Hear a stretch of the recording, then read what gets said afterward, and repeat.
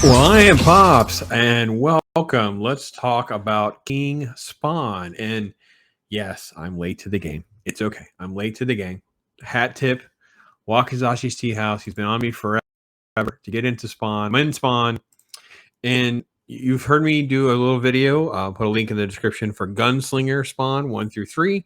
But this is a standalone video for just issue number 1, in large part because this issue is so dense. There is so much in this, and I wish I had read this first. So if you had to do chronological order, it would be Spawn Universe number 1, then King Spawn, then Gunslinger Spawn number 1.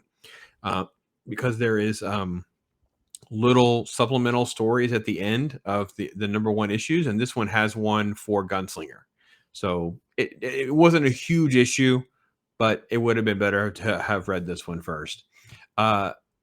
This is incredible. Like, I have to be honest, it is so immersive, and I will say it is not for kids. Like, this is really, really some fun stuff to see them doing online, and just doing a great job. I'm just really very impressed with everything they've been able to accomplish, and yeah, it's really, really something special, I have to be honest. So all right, so this is issue number 1.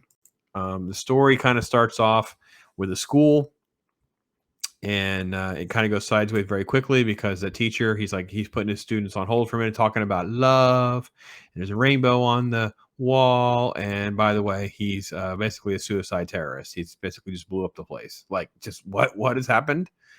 And the story centers around that evil, and Spawn is there with She-Spawn. This is Jessica Priest, and they're basically discussing this. They're trying to do some research to figure things out, and Al is on a mission.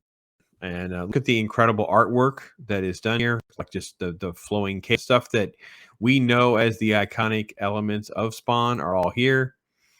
And you get him on a clue. So you have this little symbol, this little thing that he found at sort of the memorial for the kids. It was in the rubble. And then, of course, you have these action sequences, things like that come into play.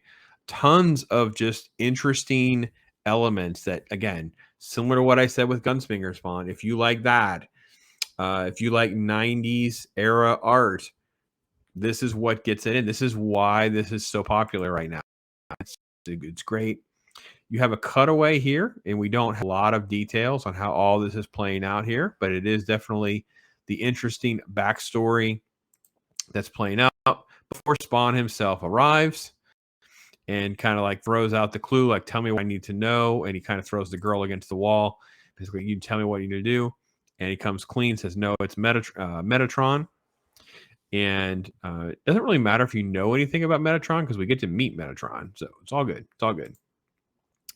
Yep. So Metatron looks like a hippie, but he is an insane individual. And you have him looking at the explosion, and then you have him whispering. You hit this ability that he has, and basically this homeless guy, and this graphic, gruesome death that follows suit. We do get a little bit part by Sam and Witch. As you can see, this is the remnants of the homeless guy. And then you have these type of scenes when Spawn finds his way to Metatron. It says, here lies Metatron. He wasn't strong enough for our case. And then there's the clues of Psalms 137, which plays into this. And it progresses. And this is how it ends with our King Spawn, which is sort of a reveal, but not really enough, which I like. And then this is stuff from the little side stories, which, again, look at the gruesomeness, the graphicness, the action, very 90s, very, very 90s. A couple of the shots, there's 2 or 3 great little subplots, sub-stories. Really do enjoy them very much. The art never, ever lets you down. This is the first sort of appearance that you have of who this little boy is, which is, definitely a character that we're going to have more of in a different time. Max, you have Gunslinger backstory, but Sean Lewis, he's working from some details, obviously with his help as far as the storyline, threading all of this together into the Spawn universe that they're trying to grow and develop. So much happens in this. I really try to stay away from like major things because it's a very dense issue. There's a lot of stuff going on, a lot of action, a lot of things I think you will enjoy. And it's Javi Fernandez, I think is how you say his name. Javi Fernandez's art, it's ripped right out of like early 90s. It is beautiful and it's totally in vein with what McFarlane does and what Brett Booth is doing on the Gunslinger. And I assume this is why Gray over at Wakasashi's Tea House, again, link in the description, he's way up to date. He's on the current issues, which I believe you're talking about a year or so out.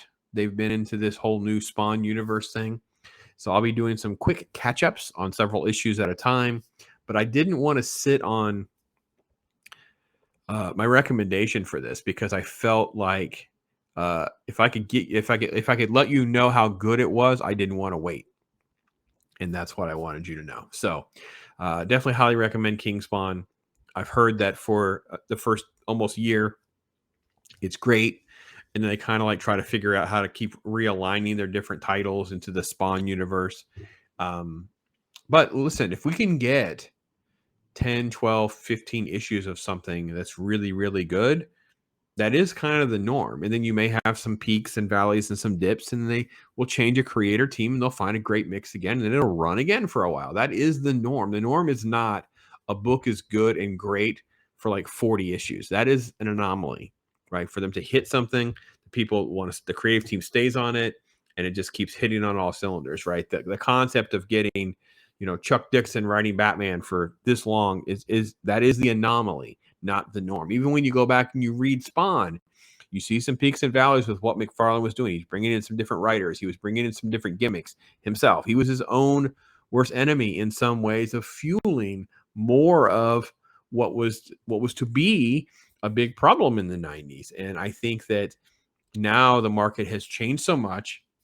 He's been forced to recreate the Spawn brand with his interesting concept of bringing together and having different versions of the Spawn concept. I think it really, really is interesting, and I'm very interested to see where it goes. So maybe you've been reading King Spawn. You'll continue. I've heard great things about some of the different titles. I'd love to hear your thoughts on them. Since I'm going to be doing more Spawn content, I made a little Spawn Pops outro. So the intro and outro is new, so tell me what you guys think about that as well. But thanks for watching. I am Pop.